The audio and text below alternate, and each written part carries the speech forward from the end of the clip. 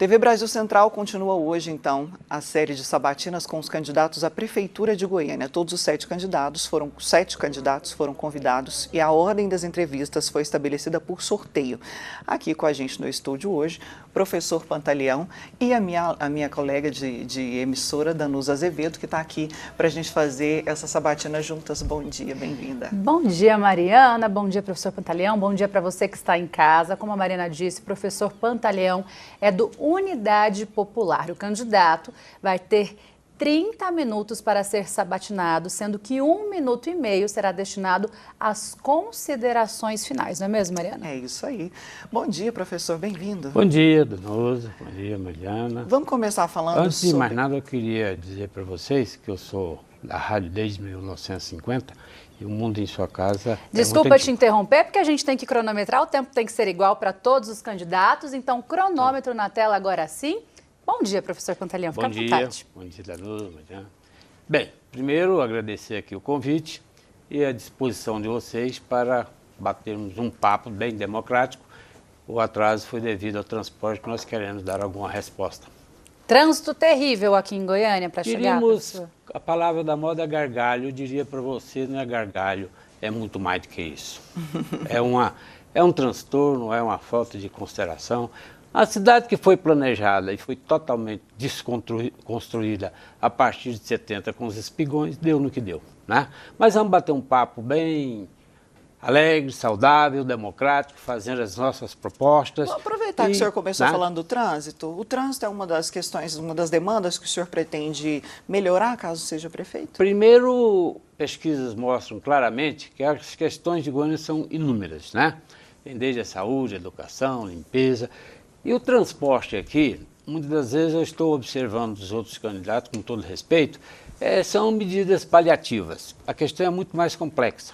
Porque você tem aqui, desde os anos 70, criação da Transurb, depois privatiza com a Metrobus, e depois você tem uma concessionária, que o Conselho Municipal de Transporte, feito por empresas.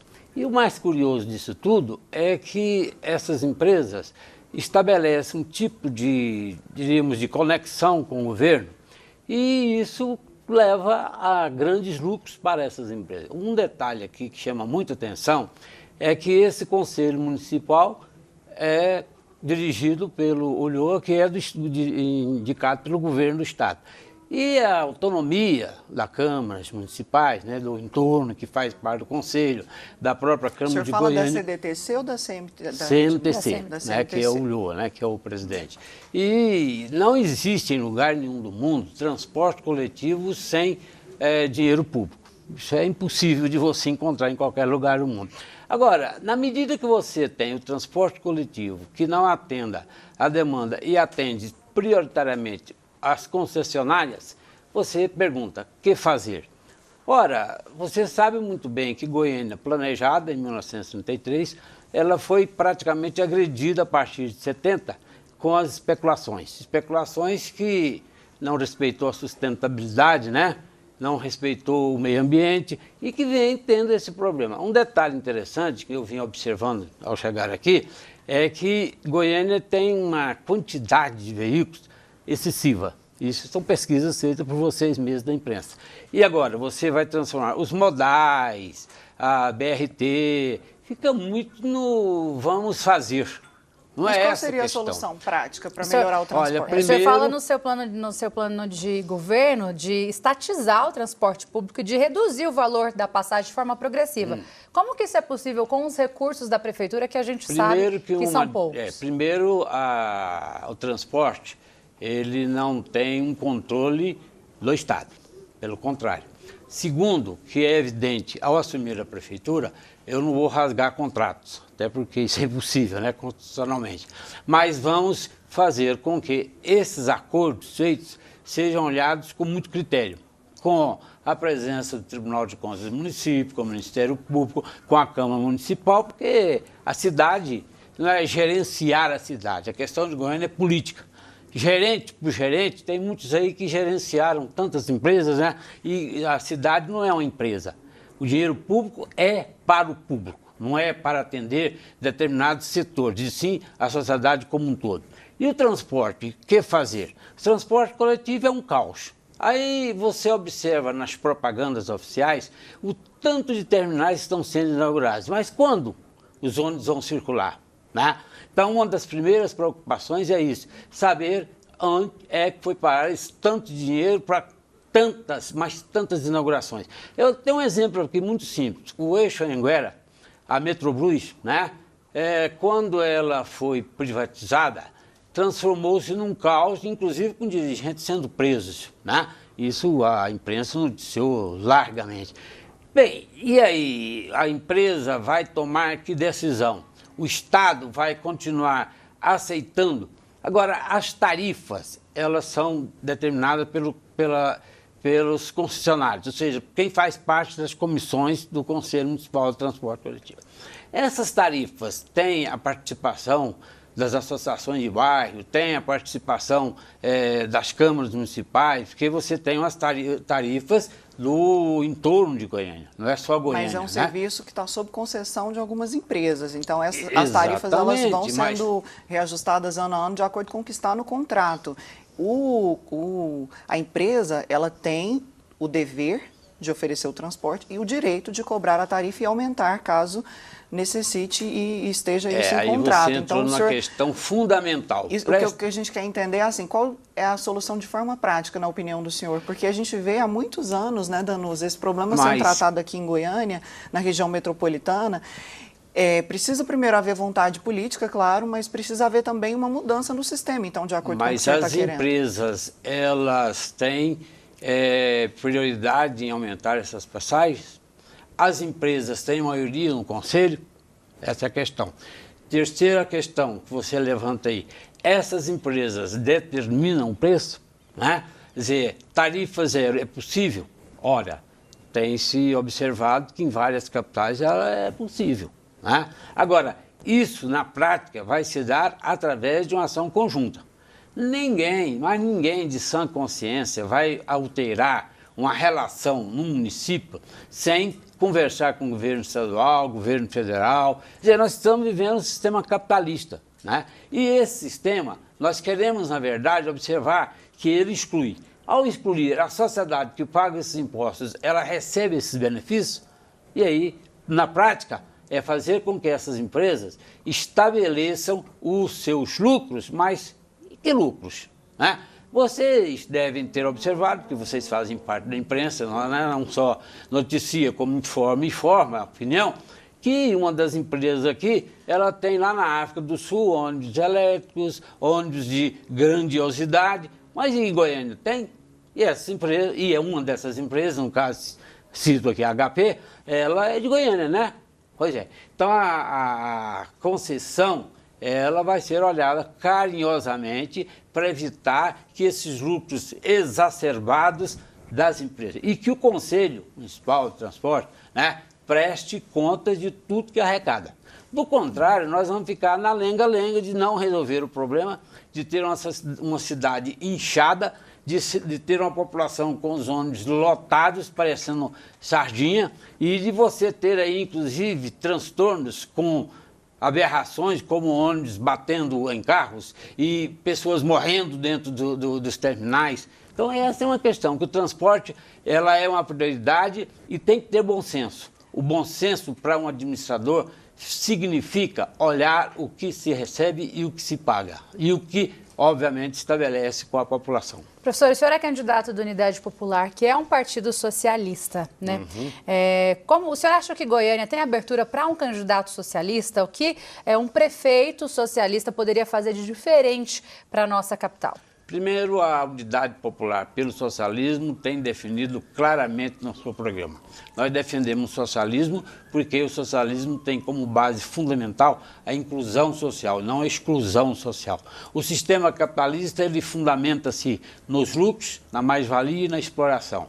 E a Unidade Popular vai, através das suas ações políticas, através dos seus conselhos. O que é um conselho para nós da Unidade Popular?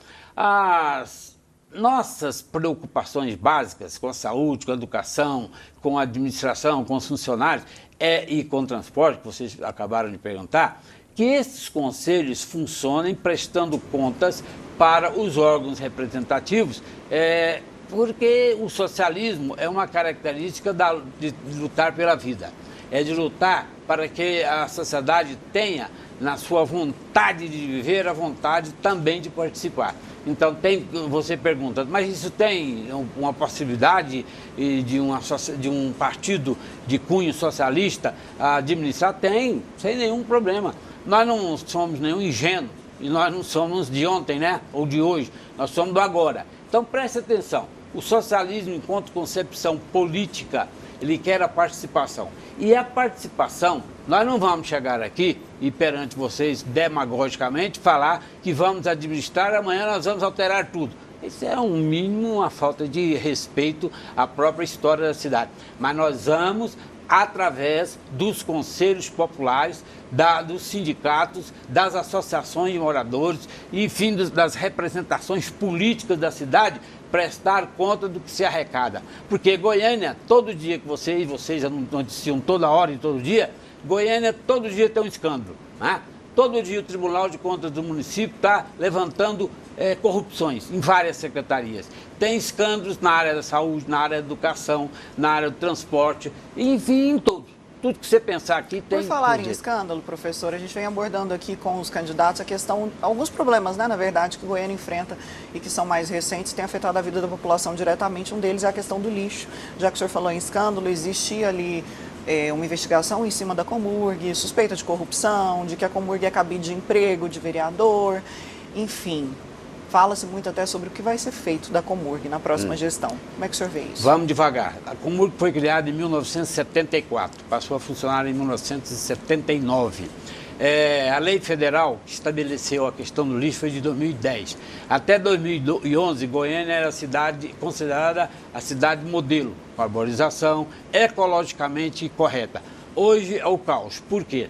O lixo é tratado de uma maneira equivocada. Por quê? São jogados, né? E não são recolhidos, e você tem aí excrências que traduzem na prática de uma cidade que está sendo praticamente traduzida em exageros de empresas que fizeram acordo com a Comurg. A Comurg, em 1975, com o ex-prefeito Manuel dos Reis, estabeleceu um acordo com a Interpa. Depois o ex-prefeito Daniel Antônio cortou. Depois de 80 para cá, continua as propriedades privadas através das empresas lucrando com a Comurg. Além do mais, você levantou uma outra questão. Se você pegar o histórico da Comurg, quantos dirigentes foram acusados de corrupções? Mas não é de agora, do atual prefeito, não. Isso vem de onde? Isso, como diria o velho Brizola, né? Lá atrás. Pois é, preste atenção. Os prefeitos tomaram algumas decisões? Não, não tomaram. Escândalos como dinheiro na casa de presidente da empresa, escândalo como desvio de verba, uma exagerada ação de vereadores estabelecendo comissionados em que os concursados recebem muito pouco e a prefeitura não abre os concursos necessários e os dirigentes assumem para terem cabos eleitorais para as suas campanhas. Então a Comurg, ela tem solução? Tem. Vamos reestatizar a Comurg, vamos prestar contas para a população. Os escândalos são fruto de uma falta de uma administração política, né? Gestão por gestão. Essa é um discurso fácil de fazer, né? De chegar aqui porque eu vou ser gestor. Não, a questão é política. E vamos tratar a Goiânia com ação política. E já falei e afirmo para vocês, a Unidade Popular não só tem condições de administrar, como vai administrar ouvindo as demandas da população e tomando decisões coletivas, né, individuais. Eu trabalhei 43 anos em sala de aula, lecionando, né? Sou um professor de história aposentado. E uma das piores coisas e eu aprendi muito com o aluno, é o tal do soberano, o dono da verdade. Não, Goiânia não precisa de uma pessoa ditar norma para ninguém. Goiânia precisa ouvir a população. Precisamos observar por que Goiânia, desde a mudança da capital, com os migrantes, depois os imigrantes, as questões das moradias. né? Nós temos aí uma situação gravíssima. Mas e as periferias são tratadas como o quê? São tratadas como pessoas que são menosprezadas, falta de respeito, falta de existência. A saúde, ela é tratada, os CIMEIs foram prometidos aí 20 CIMEIs, quantos foram inaugurados, quantos funcionam? Por que o sindicato da saúde aqui está denunciando IMAs todo dia por corrupção? Se vocês são jornalistas e competentes na arte que fazem, né? Até porque eu acompanho muito, eu não estou fazendo nenhum puxa-saquismo, então eu já passei dessa idade. Então, nesse contexto, digo para você, Goiânia, as suas demandas na saúde, na educação, no transporte, no lixo, em todos os setores, não pode ser tratada como vem sendo tratada. Eu diria para vocês com maior tranquilidade do mundo, não é uma questão do atual prefeito, né? É uma questão que vem lá de trás, não mexeram com a estrutura da cidade. Vou dar um exemplo aqui muito simples. Quando foi inaugurado no governo Iris Rezende, quando ele foi prefeito pela primeira vez, vários conjuntos, né? Novo Horizonte, União, Canaã. Depois de alguns anos, chegou-se à conclusão, o asfalto e a infraestrutura não tinha sido feito, nem com água, nem com esgoto. Aí tem que se desmanchar tudo para fazer de novo. Isso significa o quê? O plano diretor da cidade, estou aproveitando a sua pergunta para ampliar isso aqui, o plano diretor da cidade que foi aprovado pela Câmara Municipal em 2007, um plano que todos os participantes, arquitetos, engenheiros, a Universidade Federal, Católica, os estudantes, sindicatos, 2007. Em 2017 teria que ter uma mudança, porque está no plano. O que ocorreu?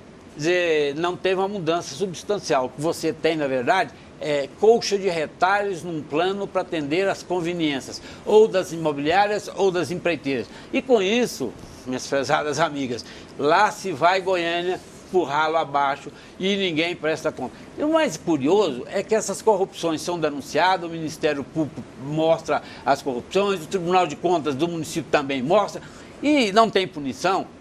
Porque precisa ser julgado, transitado. Não, ninguém está aqui querendo desconhecer a lei. O que está querendo dizer é o seguinte, que o dinheiro público é para o dinheiro público. Eu vou até aproveitar esse momento para uma coisa interessante. A Universidade de São Paulo está publicando as obras do ex-prefeito de Palmeira dos Índios, Graciliano Ramos, um grande escritor, né? São Bernardo e Vida Seca, etc. E lá, quando ele foi prefeito, ele estabeleceu normas e mandava para o governador tudo por escrito.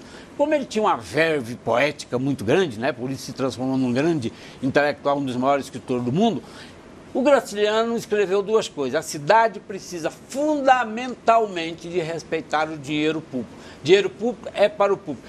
E nada de corrupção. E por isso, pressionado, teve que renunciar, porque senão eles o matariam, porque depois ele se ligou ao Partido Comunista. Então, nesse sentido, é que eu gostaria de deixar claro para vocês que a Unidade Popular tem, sim, propostas. Nós não temos soluções mágicas. Mágica é outro mundo, né? Que até é bom porque é mágico. Falando em proposta, no plano de governo do senhor fala de criar o salário mínimo goianiense, que seria 100% maior do que o salário mínimo nacional.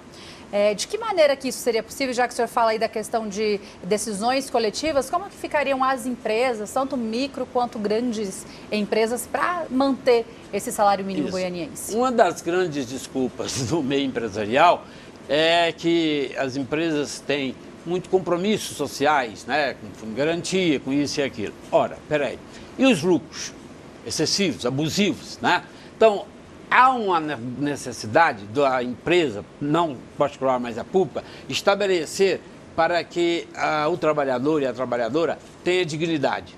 Isso é possível. Agora, é óbvio que eu não vou fazer isso numa canetada, até porque eu não sou nenhum ingênuo, né? Isso tem que ser conversado dentro das leis, dentro da Constituição, porque existe a Constituição no país. Mas isso é possível conversando com bom senso, estabelecendo que não tem sentido o exagerado, excessivo lucro de poucas empresas, enquanto a população tem um salário de miséria isso que não dá. Isso não ia espantar as empresas aqui de Goiânia para cidades vizinhas? Não, peraí, eu ouvi outro dia um artigo no jornal de um professor, doutor em economia, que é secretário da Economia e da Fazenda, parece de Aparecida, professor.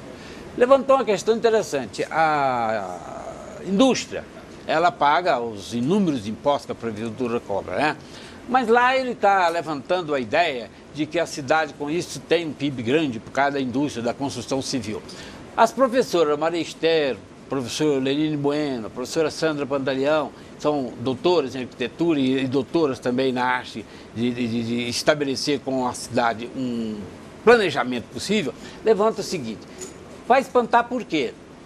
Porque eles querem só lucros, mas o bem-estar social, a tão chamada sustentabilidade, não interessa ao empresariado, ou Goiânia tem que continuar sendo essa cidade de pedregulhos e de selva de pedra? Não, o empresário tem que entender que no sistema capitalista ele lucra, e lucra muito, mas ele tem que dar condições, que quem trabalha é quem? Né? Obviamente, o sistema capitalista vive em função, claro, da mão de obra do trabalhador. Ou seja, ele tem que entender que ele não pode ser arrogantemente esclarecer, estabelecer na sociedade um lucro excessivo. E isso é possível? Ora, vocês sabem muito bem, isso é conversado, isso é trabalhado, não vai ser uma coisa assim, de uma hora para outra, o professor Pantaleão, prefeito de Goiânia, aumentou o salário. Não, isso não é assim que se faz, mas vai ser conversado e colocado o que tem que ser feito. Por exemplo, os impostos cobrados. PTU, um dos mais caros do Brasil, né? O ICSS, o ISQNE e o TBI, que os cartórios pagam pelos trabalhos que eles fazem. Bem, esse imposto excessivo, esses impostos excessivos, eles são colocados a serviço de quem? Então, o que eu levanto é que isso tudo é possível. Agora, não vamos abrir mão dos nossos princípios de ter a sociedade que trabalha. Quando o senhor fala que é possível, o senhor já teve acesso assim, a questões burocráticas mesmo, em relação ao fechamento, a números, a quantidade de verba que tem que ser destinada para cada área? Porque da forma que o senhor coloca, parece muito simples. E a gente sabe que na prática, pelo menos pelos que os gestores passam, não é tão simples assim, né? Tem toda tem contas que precisam ser feitas, claro. Um percentual do recurso de cada área que deve ser empregado, tem um teto também que pode ser gasto. Então, assim, a forma que o senhor coloca é muito simplificada, né? De que forma o senhor pretende fazer essa conta fechar para aumentar salário, para fazer tudo isso? As empresas prestam contas religiosamente de tudo que elas aplicam, tudo que elas gastam com os funcionários, né?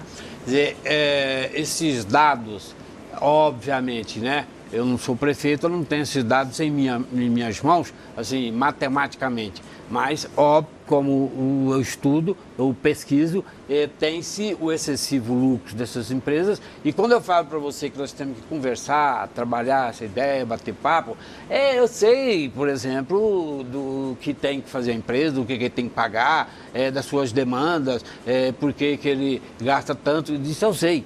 Eu não sou nenhum neófito nesse assunto. Não sou economista, mas também estudo, né? Pesquiso.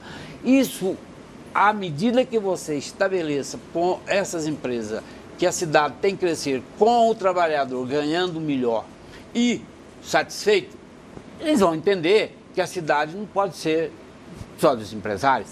A cidade, é evidente que eu não estou aqui desconhecendo o sistema, mas a cidade tem que estabelecer uma relação para que, inclusive, esse próprio empresário entenda que a empresa dele pode até crescer, mas entre nós, né? Não pode ser uma coisa tão violentíssima como você tem. E é claro e natural que, na medida que os dados são colocados para uma negociação, a Prefeitura tem a Secretaria de Finanças, tem todos os impostos e os tributos cobrados, como o que se arrecadou. Tem-se que a Prefeitura vai ter um orçamento para o ano que vem de 9 bi, é o que a imprensa Eu digo assim, porque quando se fala em aumentar salário, você precisa ter um projeto para identificar de onde vem esse recurso, geralmente, né? E aí eu já aproveito para perguntar ao senhor, o senhor já se candidatou também a outros cargos, o que o senhor pretende fazer de diferente agora para que as suas propostas sejam bem recebidas pela população?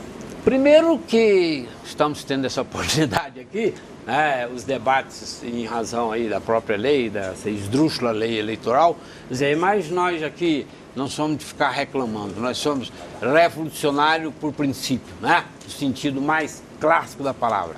Ou seja, a UP tem feito caminhadas, conversações, batendo papo com as mulheres, com as pessoas exploradas, com os acampamentos, com a sociedade.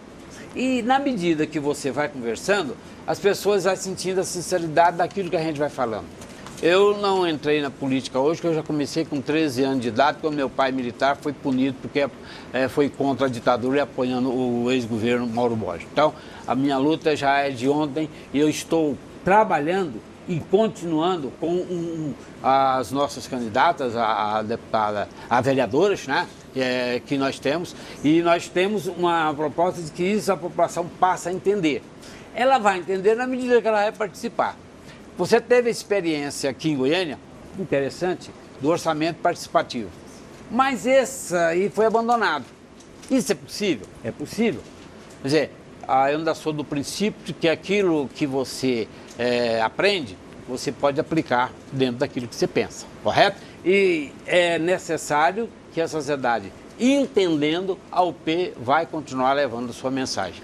Porque nós não somos daquela concepção derrotista, não. Nós somos da concepção do otimismo. Não é um otimismo exagerado, né? Não. É o otimismo dentro da realidade. E a realidade nossa de Goiânia é uma realidade palpável, é uma realidade que nós temos conhecimento e que vamos colocar as propostas e esperamos que outros candidatos tenham a oportunidade de me dar a oportunidade para que o debate seja mais amplo. O senhor fala da criação de uma Secretaria de Segurança Municipal, mas ao mesmo tempo fala da reestruturação da Guarda Metropolitana para não utilização aí de armas. Como que seria isso para a segurança aqui da capital? E também eu gostaria de saber se o senhor se classifica como um candidato de esquerda? Ah, sim, claro. Princípios básicos, nós somos de esquerda. Aliás, de acordo com a minha mãe, sou de Sagitário desde quando eu nasci. Lembrando que nós temos 4 minutos e 30. Uma pergunta sua interessantíssima. A Guarda Municipal não tem o papel militar. Então vamos tentar desmilitarizar isso. Nós vamos colocar a Guarda naquilo que, obviamente, ela tem que, do ponto de vista constitucional. O patrimônio, a sua ação de resguardar a cidade, não no sentido de andar armado na rua, acompanhando a polícia militar para poder prender as pessoas, isso não é papel da Guarda Municipal. Aí você poderia aguentar, mas a violência, do ponto de vista social, político, econômico, ela é fruto do quê? Da exploração e é fruto da marginalização. Agora, nós vamos reestruturar? Sim, a Guarda Municipal vai ter todo o nosso apoio, não com a concepção militarista, porque a militarização, não da polícia, e agora com a Guarda Municipal, vem desde o golpe de 64. Antes as polícias tinham, inclusive, certas autonomias. Estou te falando isso que meu pai foi militar, então tenho um certo conhecimento da área, né? Então, nesse aspecto aí, a Guarda vai ter todo o nosso respeito. Mas andar armada para tirar nos outros, não. Os patrimônios estão aí abandonados, esse é um papel. Aí precisa reestruturar o quadro e não usar a Guarda Municipal como cabo eleitoral, como muitos que, inclusive, estão fazendo. Não, a Guarda vai ser participativa da ação política da Prefeitura. E aí o seu papel cultural. A Guarda tem um papel cultural, isso em qualquer lugar do mundo. Não sair aí parecendo gente atrás de polícia para bater nos outros. Isso é um absurdo. E eu estou te falando isso, que eu assisto isso na cidade. Então é nesse sentido que nós queremos a Guarda Municipal. E é claro e natural, vocês sabem muito bem disso, que uma sociedade só tem segurança na medida que ela vê segurança naqueles que têm constitucionalmente o direito de protegê-la. Do contrário, ela não tem segurança, ou tem. Vamos rodar os assuntos, 2 minutos e 30. O senhor explanou bem sobre saúde, sobre educação. O senhor é professor e os profissionais administrativos da Prefeitura, a primeira pauta para 2025 aí é a questão do plano de carreira. O que o senhor tem para falar para essa categoria, que é a categoria do senhor? Eu fui dirigente sindical, tanto da rede particular como da rede pública, 43 anos de sala de aula. A demanda violentíssima dos administradores, principalmente, não em todas as áreas, mas especificamente que você perguntou, a questão da educação principalmente, são sempre deixados de lado. Você pode observar aí, há uns princípiozinhos de atender professores, não atende, piso, salários, e aí você me fez a questão, e a administração? Ora, uma escola funciona só com professor, com coordenador, e os administrativos? Não é mesmo? Então, óbvio, natural que o plano de carreira, os sindicatos têm esse papel de ajudar. A prefeitura não vai andar sozinha. Essa é a questão básica. Tá certo, o senhor tem 1 minuto e meio para as considerações finais. Bem, primeiro agradecer vocês duas, né? Agradecer a equipe que está aqui e dizer para o goianiense o seguinte: a unidade popular pelo socialismo não está só no discurso vazio. Nós queremos o Conselho Popular para administrar Goiânia. Nós queremos conversar com todos os setores, mas não vamos abrir mão dos princípios básicos, que é respeito à dignidade do ser humano, para que aqueles que têm seus impostos pagos vejam os resultados. Essa é a nossa grande preocupação. Quer dizer, é óbvio, né? Não pode terminar uma campanha sem aquilo que é mais bonito, a poesia. Ó, tempo dos tempos. Um beijo. Tem 40 segundos ainda do tempo, mas senhor. que 40 minutos preciosos, né? Então eu gostaria de concluir dizendo o seguinte: lá atrás, quando o nosso Atílio Correia Lima planejou a cidade e o Pedro do Vico chamou, que estudou com ele lá, foi nomeado o primeiro prefeito de Goiânia, Venerando de Freitas Borges, que era um professor que o Pedro do Vico chamou e falou para ele assim: você vai ser nomeado prefeito, com uma condição, senhor interventor, né, que foi em 35, senhor, 35, depois veio a ditadura de Vargas, seguinte: eu vou, mas não vem o senhor por cabriço. Então, a nossa posição é essa. É a sociedade, não é do tamo lá da cá. A sociedade como um todo, né? No respeito às mulheres, no respeito ao LGBT, Tempo, candidato. enfim, a vocês. Muito obrigado pela participação, professor Pantaleão, do Unidade Popular. Obrigada, professor. Obrigada, Mariana. Obrigada, Danusa. Obrigada, professor. Uma aula de história, de poesia ambulante. Obrigada, parabéns pelo trabalho. Mas a gente aprende com vocês, né? Obrigada. O jornalista é o historiador do dia a dia. Obrigada, querido. Obrigada, E a gente segue com a sabatina amanhã. O candidato Matheus Ribeiro, do PSDB, mesmo. vai estar aqui com a gente. Isso mesmo. Lembrando que a ordem dos entrevistados das sabatinas foi definida por sorteio, por isso não há aí a possibilidade de mudança de data das entrevistas. Amanhã esperamos aqui às 8 horas da manhã, Matheus Ribeiro, do PSDB. Obrigada, Mariana. Obrigada, Danusa. E agora tem debate para você com Alex Atanásio e os nossos convidados. Tá certo, obrigado, Danusa, obrigado, Mariana Martins. É isso mesmo, amanhã então você fica ligado aqui na nossa programação do Mundo de Sua Casa. Vamos receber então, como as nossas colegas aí disseram, a Mariana e a Danusa, Matheus Ribeiro do PSDB estará aqui amanhã, né, dando sequência a essa sabatina, essa série de entrevistas, né, que estamos promovendo aqui com os candidatos, né, a prefeito de Goiânia, onde você vai saber aí, né, todos os projetos, as propostas que cada um tem para a sua cidade, para a nossa capital, Goiânia, né, e a TV Brasil Central, a Agência Brasil Central como um todo, promovendo aí então a democracia, né, para que você realmente faça bem feita, né, essa é a sua escolha. Então vamos lá agora, né?